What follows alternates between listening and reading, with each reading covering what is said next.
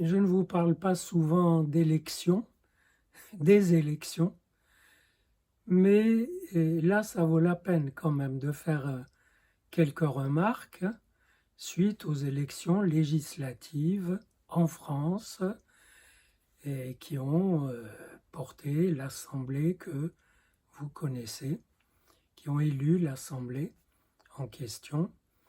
Et pourquoi j'en parle? Parce que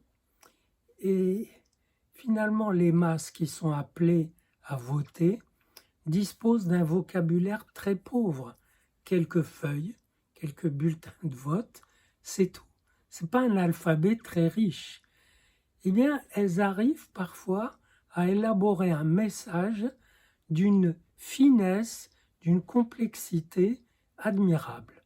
Parce que qui aurait pu dire, bon, ben voilà, il y a les gens, les socialistes, mais ils battent un peu de l'aile. Il y a la droite, elle est sympathique, mais elle est un peu foutue avec toutes les sottises qu'elle a faites. Il y a le parti de Macron, mais ça suffit.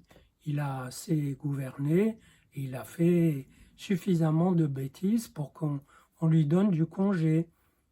Il y a le Front National, le Rassemblement National.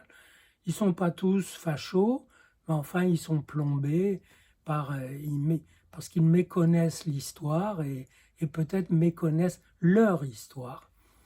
Il y a quoi, les écolos, oui, mais ça va pas très loin. Qui aurait pu dire ce tissu de banalité dont ne résulte aucune position? Tandis que le corps électoral, le collectif, il a pu dire toutes ces nuances et les mesurer, les calibrer.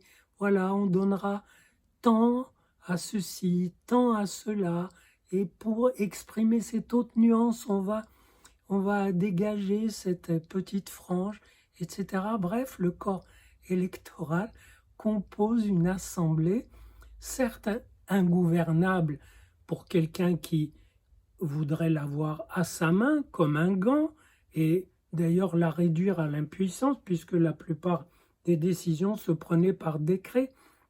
Donc elle est ingouvernable en ce sens, mais d'un autre côté, elle promet d'être intéressante, parce qu'elle exprime avec finesse beaucoup de nuances, et par là même, moi ça me touche, bien que je ne vote pas, ça me touche parce que c'est une manière qu'a la masse, les populaires, les gens, qu'ont les gens, de réagir à leur impuissance, de réagir à la mortification où on les met. Parce que très peu de gens vont voter en étant contents, et notamment aux élections présidentielles.